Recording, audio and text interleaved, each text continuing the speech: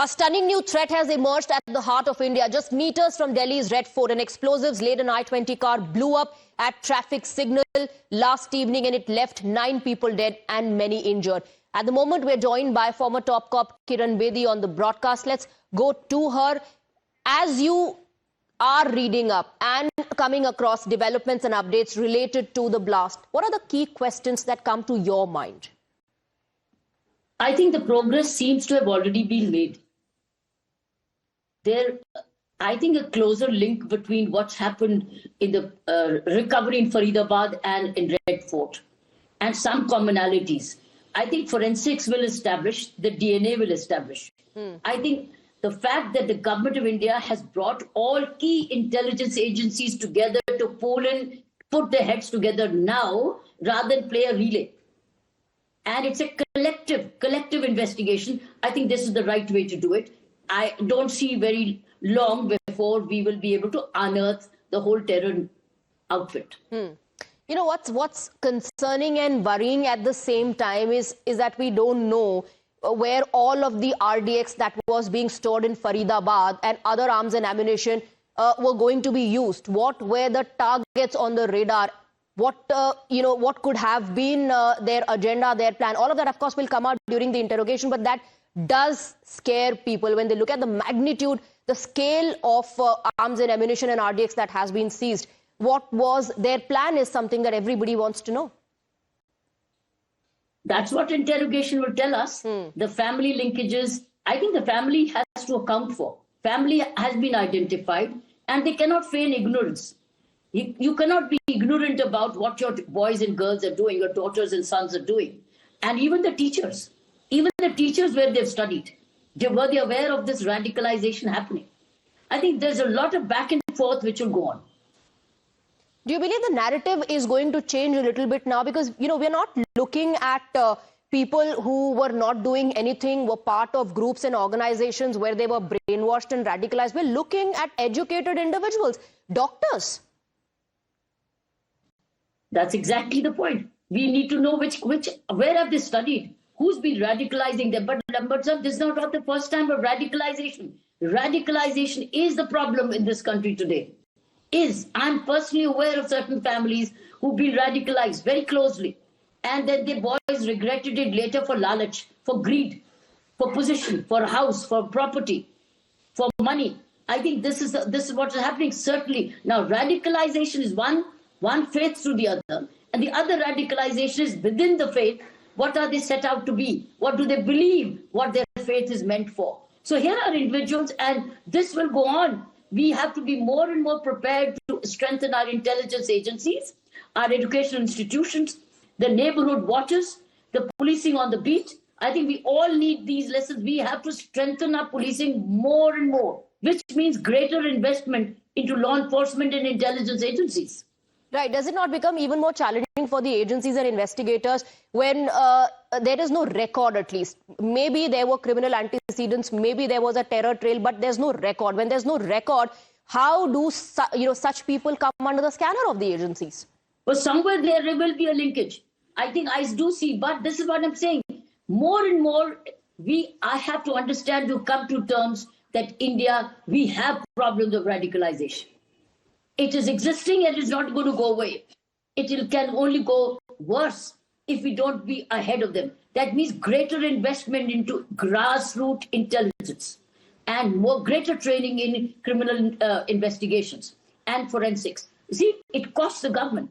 When such an event happens, it raises the cost of security. And that's where we have to be prepared to continue, sustain our growth. Because Indian growth is not joyful for many others to tolerate. So we will always have attempts of this kind of radicalization to stem the growth and contain us. The more it is, the more we should all as a country resolve to overcome this by coming together, working together, and identify doing early prevention. I think this has been a very good detection in Faridabad. It's been a very huge, very good kudos to the agency and the intelligence which did it. So I think working together, I think another message is keep pooling in intelligence together. And I'm so glad the government of India brought all intelligence agencies right away from the moment one. by bringing in the Honorable Home Minister coming himself, bringing all agencies together, I think is the way forward. But we need to continue to have this as a good practice, which I'm sure it is, because it doesn't get revealed.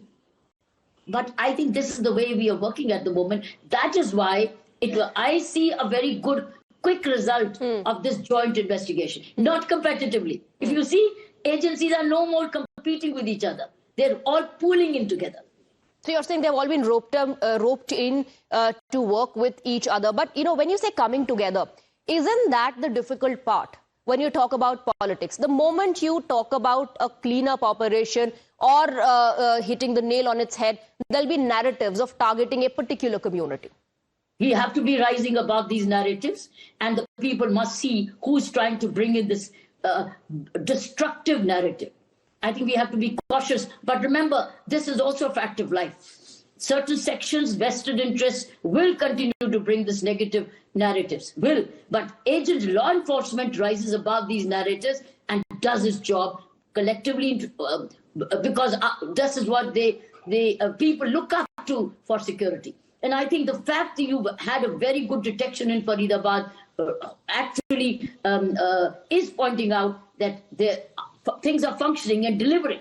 We just have to continue to strengthen our grassroots policing intelligence agency. So you'd say that there is no failure of intelligence in this case? I'm not rushing through any conclusion, but as I said, the more intelligence, the greater the prevention. And prevention does not sometimes come to notice. Here, there's been a prevention and an exposure. That's why it's worked.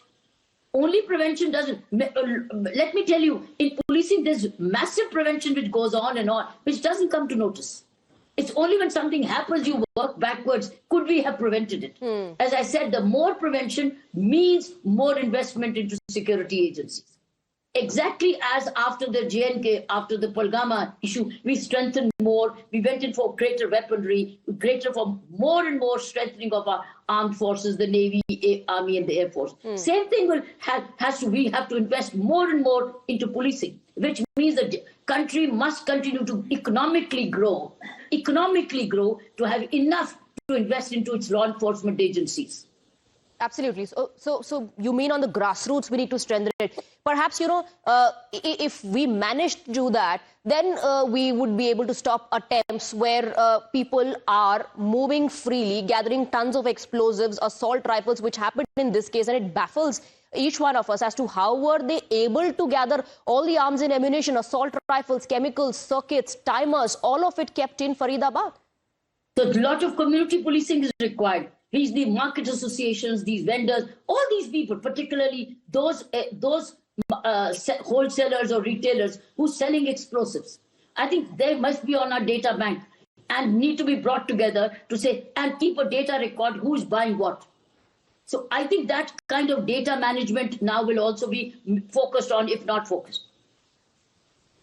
What do you think are the challenges ahead? And from your experience, what would you be able to say about the timeline as to, you know, how much time would it take for the investigation to reach a logical conclusion and for us to be able to connect the dots?